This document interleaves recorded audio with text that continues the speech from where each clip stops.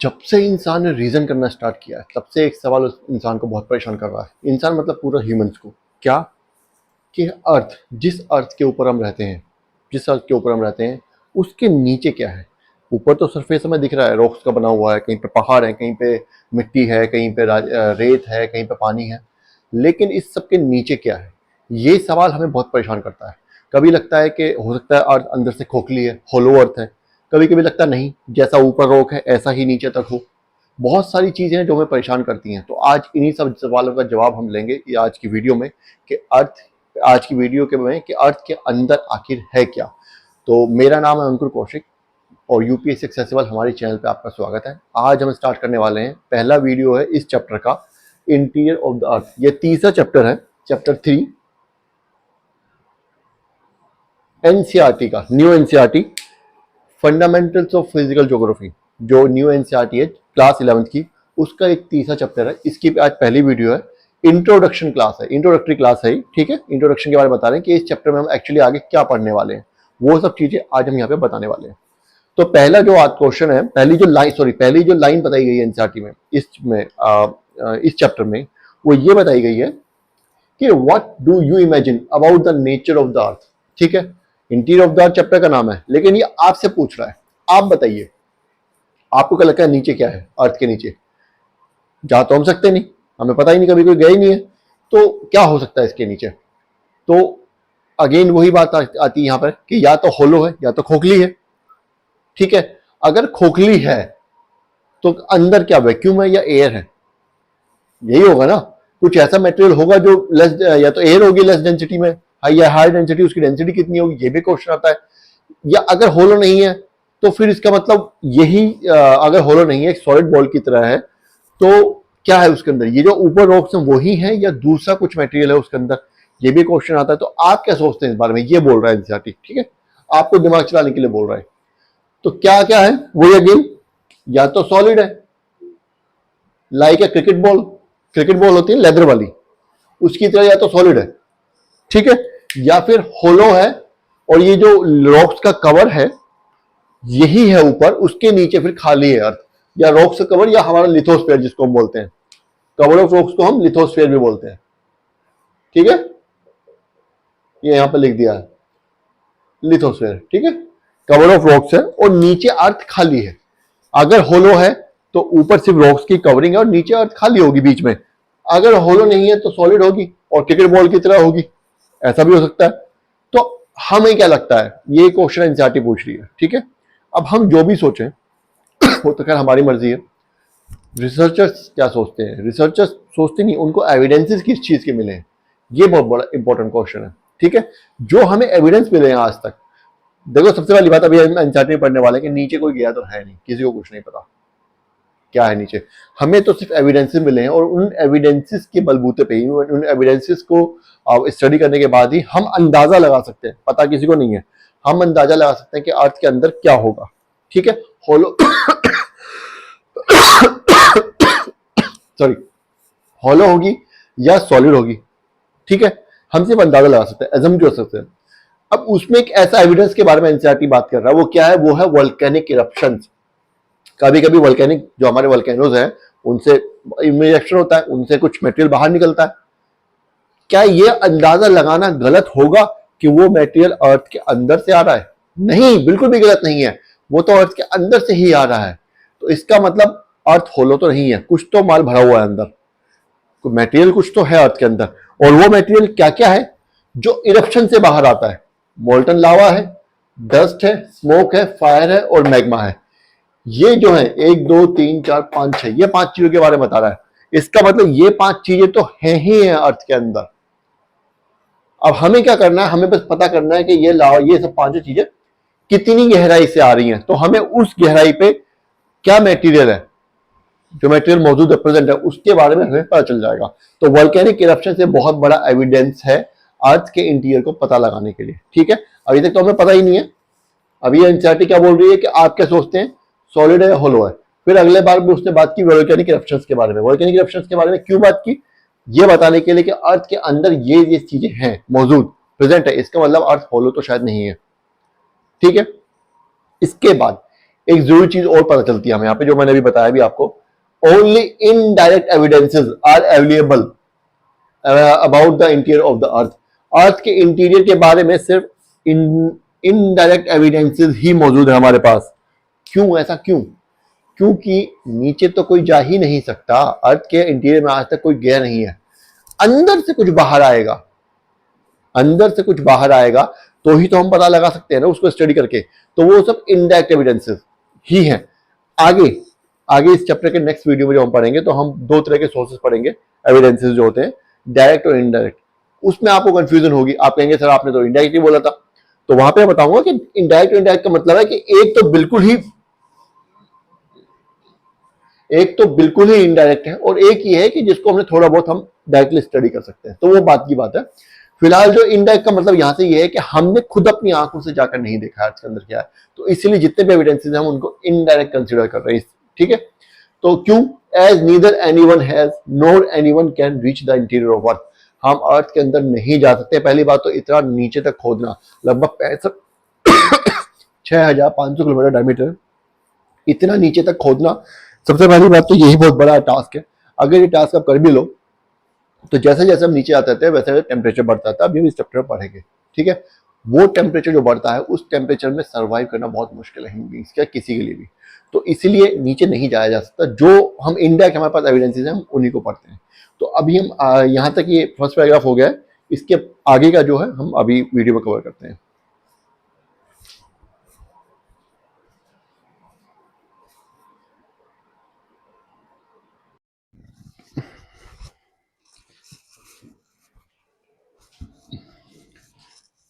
चलिए, volcanic eruption से ये तुम्हें पता चल गया कि अंदर अर्थ के क्या क्या है। जो जो वोल्केनिक इरप्शन से बाहर आता है वही अर्थ के अंदर है, इतना तुम्हें पता चल गया, या कम से कम उतना तो है ही। ठीक है, अभी के लिए यही याद रखते हैं, बाकी आगे तो पढ़ेंगे हम इन सब चीजों के बारे में डिटेल में। नीचे कोई नहीं गया डायरेक्टली, ये भी हमें पता है। अब आगे आते हैं। The configuration of surface of the earth is large A product of processes operating in the interior of the अर्थ। ये क्या कह रहा है कि ये तुम्हें पता चल गया कि अंदर जो है, अंदर होलो नहीं है, अंदर मटेरियल मौजूद है और अंदर कुछ प्रोसेस भी चल रहा है। क्यों?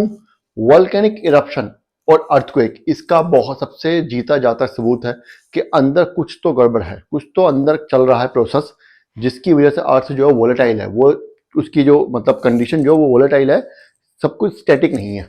ठीक है, जो जहां पे है वो वहां पे नहीं, वो हिलता डुलता रहता है, चीजें चेंज हो रही है। तो ये चीज हमें किससे पता चल रही? अर्थक्वेक से और वोल्केनिक इरप्शन से। तो क्या बोल रहे हैं कि the configuration of the surface of the अर्थ, जो सरफेस का कॉन्फ़िगरेशन है अर्थ के ऊपर, वो इज लार्जली प्रोडक्ट ऑफ, वो किसका प्रोडक्ट है, किसका नतीजा है, किस चीज का? The processes operating in the interior of earth. Interior जो प्रोसेसेस हो रहे हैं, जिनके बारे में पता चल रहा है, कैसे अर्थ में मूवमेंट होती है जब अर्थक्वेक होता है, वोल्केनिक इरप्शंस होते हैं, तो उसके मतलब कुछ प्रोसेसेस जो हैं जो इंटीरियर ऑफ अर्थ में चल रहे हैं, उन प्रोसेसेस की वजह से ही अर्थ का जो सरफेस है उसका कॉन्फ़िगरेशन इस प्रेजेंट फॉर्म में आया। जो आज अर्थ की जो सरफेस की जो प्रेजेंट फॉर्म है उसका जिम्मेदार कहीं ना कहीं वो प्रोसेसेस हैं जो अर्थ के इंटीरियर में चल रहे हैं। ठीक है, इतना समझ आ गया? आगे बढ़ते हैं। And exogenic as well like endogenic processes. पहले मैं आपको यहां पे बता दूं कि एक्सोजेनिक का मतलब होता है जो प्रोसेसेस अर्थ का जो स्ट्रक्चर है उसको चेंज करते हैं या चेंज करने में मदद करते हैं, लेकिन वो अर्थ के सरफेस के बाहर, जैसे कि पानी, हवा। ठीक है, या हम कुछ भी कह सकते हैं, पानी, हवा, जो भी है, ये सब क्या है? ये अर्थ का, ये जो भी चीज जो इरोड करती है अर्थ को ऊपर से, बाहर से, सरफेस के ऊपर, नॉट इनसाइड द सरफेस, वो एक्सोजेनिक प्रोसेस होते हैं। ठीक है, एक्सोजेनिक मतलब बाहर की तरफ, अर्थ के सरफेस के बाहर की तरफ जो भी चीजें अर्थ के स्ट्रक्चर में कोई चेंज लाती हैं उनको हम एक्सोजेनिक फोर्स कहते हैं। इन सबको काफी डिटेल में पढ़ना भी है हमें आगे। अभी ये जब चीजें बहुत डिटेल में पढ़नी है, पूरा फिजिकल ज्योग्राफी इसी के ऊपर डिपेंड है। ठीक है, तो कह रहा है exogenic as well like endogenic process. Endogenic process जो अर्थ के इंटीरियर में चल रहे हैं, सरफेस के नीचे चल रहे हैं। एक्सोजेनिक जो सरफेस के ऊपर चल रहे हैं प्रोसेसेस, एंडोजेनिक जो सरफेस के नीचे चल रहे हैं प्रोसेसेस। वो दोनों ही processes constantly shaping the landscape.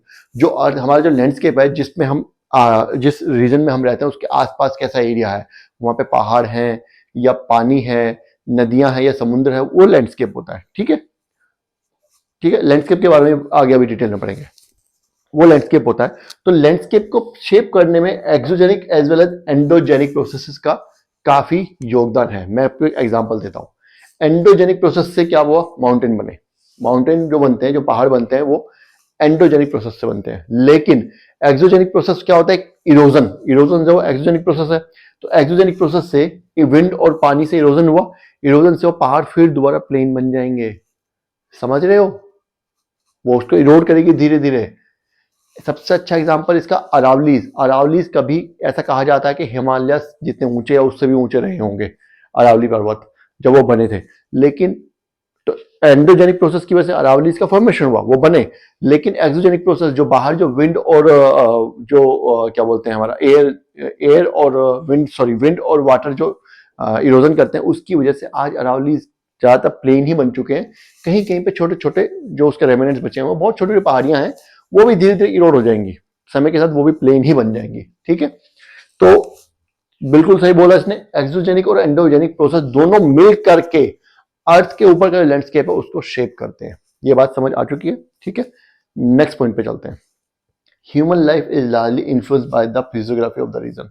अब अगेन शेप तो ये कर रहे हैं एंडोजेनिक और एक्सोजेनिक, ठीक है, लेकिन ह्यूमन लाइफ तो इसी पे डिपेंड करती है, जो फिजियोग्राफी है, जो आसपास जो अर्थ के फिजिकल फीचर्स हैं हमारे आसपास, हमारी लाइफ तो उसी के ऊपर डिपेंड करती है ना। अब देखिए, जो साउथ इंडिया में क्या होता है, साउथ इंडिया में सबसे ज्यादा क्या खाया जाता है, सबसे ज्यादा राइस खाया जाता है ना। साउथ इंडिया में सबसे ज्यादा राइस खाया जाता है, क्यों? वहां पे पानी ज्यादा है, वहां पे राइस ही ज्यादा होता है। बिहार में सबसे ज्यादा चावल क्यों होता है, पानी ज्यादा है। बंगाल में चावल, मछली बंगाल में क्यों, क्योंकि वहां पे मछली है, आसपास समुद्र है या नदियों से मछली मिल जाती है, तो वहां पे मछली भी खाते हैं। राजस्थान में जबकि ऐसा नहीं है, राजस्थान का खाना बिल्कुल अलग है ना। राजस्थान का खाना ज्यादातर ऐसा खाना जो पानी की रिक्वायरमेंट कम हो, या उसको जो खाने के बाद वो पानी कम एब्जॉर्ब करे बॉडी में, यही होता है ना। ऊपर आप माउंटेन्स पे चले जाओ, वहां का खाना ऐसा होता है जो कि आपको एनर्जी ज्यादा दे, पचने में कम टाइम लगाए, और उसको खाने का भूख कम लगे, जो ज्यादा जल्दी खराब ना हो। मांस मच्छी ज्यादा खाया जाता है माउंटेन्स में, ऐसा होता है। हमारे नॉर्दर्न प्लेन्स में हरी सब्जियां या जो भी कुछ है, गेहूं वगैरह भी होता है आजकल, तो खैर इतना चावल भी होता है, तो ये सब चीजें खाई जाती हैं। तो हमारी फिजियोग्राफी हमारे ह्यूमन लाइफ को डिपेंड कर रही है, इफेक्ट कर रही है कि नहीं कर रही है, फिजियोग्राफी जो अर्थ की है ना। कपड़े हमारे उसके ऊपर डिपेंडेंट है, हमारे कपड़े भी तो डिपेंडेंट है उसी के ऊपर, फिजियोग्राफी के ऊपर। हमारे मौसम बदलते रहते हैं, अब पहाड़ों में हमेशा ठंडा रहता है, तो हमारी जो ह्यूमन लाइफ है टोटली फिजियोग्राफी पे ही डिपेंडेंट है। ठीक है, तो फिजियोग्राफी क्या मतलब है, जो फिजिकल फीचर्स है, फिजिकल कैरेक्टरिस्टिक्स हैं अर्थ के, उनको फिजियोग्राफी बोलते हैं। हमारे आसपास की जो फिजियोग्राफी है, जैसे हम नॉर्थ इंडिया प्लेन में रहते हैं, तो हम उसी हिसाब से कपड़े पहनते हैं, उसी हिसाब से हम खाना खाते हैं, उसी हिसाब से चलते फिरते हैं, उस हिसाब से रहते हैं, वही हमारा रहन सहन है। अगर हम पहाड़ों में रहते होते तो हमारी जो ह्यूमन लाइफ होती उस तरीके की होती। तो फिजियोग्राफी इंपैक्ट करती है ह्यूमन लाइफ को। अगला पॉइंट क्या कहता है, वो ये कहता है क्योंकि physiography of a region affects human life, इसका मतलब therefore it is necessary that one gets acquainted with the forces that help landscape development। इसका मतलब हमें, क्योंकि हमारी जो ह्यूमन लाइफ है वो फिजियोग्राफी के ऊपर डिपेंडेंट है, फिजियोग्राफी उस पर अफेक्ट करती है। और फिजियोग्राफी किसके ऊपर डिपेंडेंट है, एंडोजेनिक और एक्सोजेनिक के ऊपर। तो इसका मतलब हमें इनके बारे में भी पता होना चाहिए। एक्सोजेनिक के बारे में तो चलो फिर भी हमें थोड़ा बहुत पता है, विंड और पानी के बारे में, लेकिन हमें एंडोजेनिक के बारे में भी पता होना चाहिए कि अर्थ के अंदर क्या चल रहा है।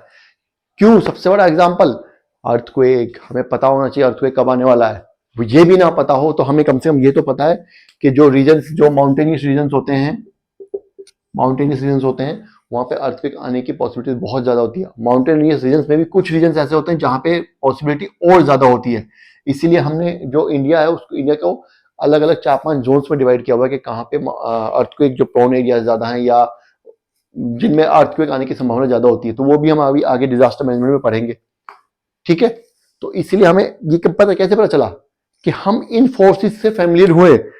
इसका मतलब क्या बोला कि ह्यूमन लाइफ जो है वो इनडायरेक्टली या डायरेक्टली इन फोर्सेस पर डिपेंडेंट है। इसीलिए नेक्स्ट पॉइंट में क्या बोल रहा है, therefore it is necessary that one gets acquainted, कि one मतलब human being should get acquainted मतलब फैमिलियराइज, हमें पता होना चाहिए किस चीज के बारे में, with the forces that landscape development, with the forces that shape the landscape development, shape आएगा यहाँ पे, shape the landscape development।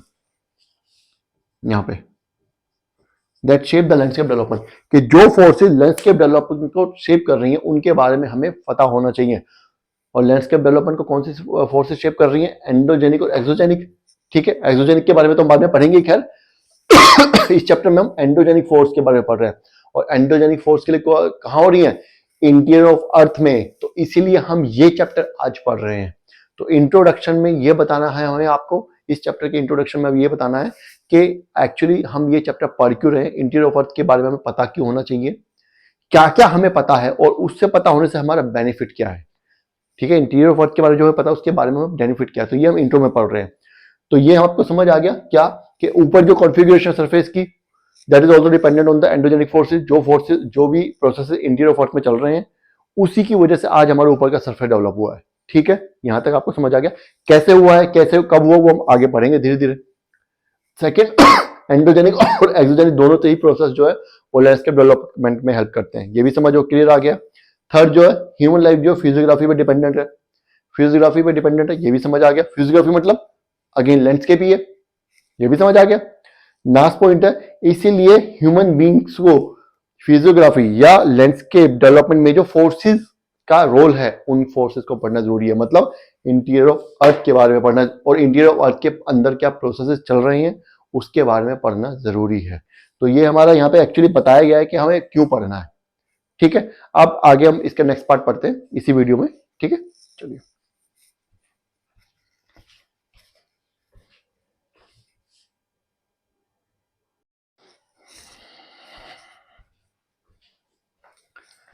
चलिए, तो इंटीरियर ऑफ अर्थ के बारे में हमने पढ़ा, इंटीरियर ऑफ अर्थ का इंट्रोडक्शन क्या पढ़ा। अब एक चीज बता रहा है यहाँ पे कि शेकिंग ऑफ अर्थ मतलब अर्थक्वेक आना और सुनामी आना, ये समझने के लिए भी हमें इंटीरियर ऑफ अर्थ के बारे में, इंटीरियर ऑफ अर्थ मतलब processes that are going on inside the earth, inside the earth, है ना। यही तो बात है ना, ह्यूमन लाइफ तो डिपेंड करती ही है, ह्यूमन लाइफ का जो वे ऑफ लिविंग है वो तो डिपेंड करता ही है। साथ साथ शेकिंग ऑफ अर्थ मतलब अर्थक्वेक और सुनामी के बारे में भी हमें इंटीरियर ऑफ अर्थ के जानने के बाद ही पता चलेगा कि अर्थ के अंदर क्या है और उस मटेरियल में ऐसा क्या प्रोसेस हो रहा है जिससे कि ये सब चीजें हो रही हैं। अर्थ हिल, कहीं पे इतना ऊंचा है, कहीं पे इतना नीचा है, कहीं पे पठार है, कहीं पे पहाड़ है, ये सब चीजें कैसे पता चलेंगी? तभी तो पता चलेंगी ना। उसके अलावा अर्थक्वेक और सुनामी के बारे में भी तभी पता चलेगा, वोल्केनिज्म के बारे में भी तभी पता चलेगा। तो नेक्स्ट पॉइंट पढ़ते हैं एनसीईआरटी का। इन द प्रीवियस चैप्टर, पहले चैप्टर में हमने पढ़ा क्या, यू हैव नोटेड दैट, हमने नोट किया, earth forming material have been distributed in the form of different layers from crust to core. पिछले चैप्टर में हमने बता दिया था कि अर्थ जो है वो अलग अलग लेयर्स में, अर्थ का जो मैटर है वो अलग अलग लेयर्स में डिफरेंशिएट हो गया था, ये तो हमने पढ़ लिया था, है ना। क्रस्ट मेंटल कोर के बारे में पढ़ा था ना। ये हमारी अर्थ का है, ये क्रस्ट, ये मेंटल, ये कोर, ये क्रस्ट, मेंटल और ये हमारी कोर, इसके बारे में पढ़ा था हमने लास्ट क्लास में, हमने इसके बारे में पढ़ लिया था। तो यहाँ पे यही बोल रहा है कि आपने पिछले चैप्टर में पढ़ लिया है कि अर्थ का मेटल जो वो डिस्ट्रीब्यूट हुआ था 3 अलग अलग लेयर्स में, ये आप लास्ट चैप्टर में पढ़ चुके हो। अब क्या कह रहा है आगे, it is interesting to know that, अब आपको इंटरेस्ट आएगा जानने में, क्या जानने में, कि how scientist have gathered the information about this layers. 3 layers के बारे में, या जितने भी लेयर्स उनके बारे में तो पता चल गया, लेकिन इन लेयर्स के बारे में इंफॉर्मेशन मिली कहां से, ये बहुत बड़ा सवाल है। हमें तो यही पढ़ना है ना, साइंटिस्ट ने तो इन्फॉर्मेशन गैदर कर ली अपने रिसर्च से, आपने जो भी कोई एविडेंस उनको मिले, लेकिन वो एविडेंसेस क्या थे और वो कहां से मिले, कैसे मिले, वो अब हमें पढ़ना है, और उसमें पढ़ने में काफी इंटरेस्ट आने वाला है। And what are the characteristics of each this layers, और इन लेयर्स के बारे में ये तो पता करना ही है कि इनके बारे में जानकारी कहां से मिली, साथ में यही पता चलना है, करना है कि इन लेयर के बारे में, कि इन लेयर का कॉन्फ़िगरेशन क्या है, कैरेक्टरिस्टिक्स क्या है इन लेयर्स के। ये तो यहाँ पे ऑब्वियस सी बात है कि अगर 3 लेयर्स बनी है अलग अलग मैटर से, तो इसका मतलब इनका मैटर अलग होगा, ये तो हमें पता ही है भाई। ये तो हमें पता ही कि इसकी डेंसिटी कम है और डेंसिटी नीचे की तरफ बढ़ रही है, ये तो हम लास्ट चैप्टर में पढ़ ही लिया था। तो इसका मतलब यहाँ पे कम डेंसिटी वाला मैटर है, यहाँ पे ज्यादा डेंसिटी वाला मैटर है, टेम्परेचर भी बढ़ रहा है नीचे जाने पे, तो इसका मतलब इनकी कैरेक्टरिस्टिक्स अलग अलग है इन तीनों लेयर्स की। तो उन कैरेक्टरिस्टिक्स के बारे में भी हम इसी चैप्टर में पढ़ने वाले हैं। तो ये आपका इंट्रोडक्शन पार्ट है, ये आपका खत्म हो चुका है। नेक्स्ट जो टॉपिक है इस चैप्टर का वो है sources about the interior of अर्थ, के हमारे पास क्या क्या सोर्सेज हैं इंटीरियर ऑफ अर्थ के बारे में। तो उन सोर्सेज को हमने दो पार्ट्स में डिवाइड किया, डायरेक्ट और इनडायरेक्ट क्यों किया हुआ ये भी आपको बताया जाएगा, लेकिन नेक्स्ट क्लास में। तब तक आप बाकी पुरानी क्लासेस देखिए, ये क्लास भी बार बार देखिए ताकि आपको याद रहे, ठीक है। कभी कभी इम्प्लाइड क्वेश्चन आ जाता है। और तब तक के लिए बाय, और चैनल को सब्सक्राइब करना मत भूलिए। Thank you.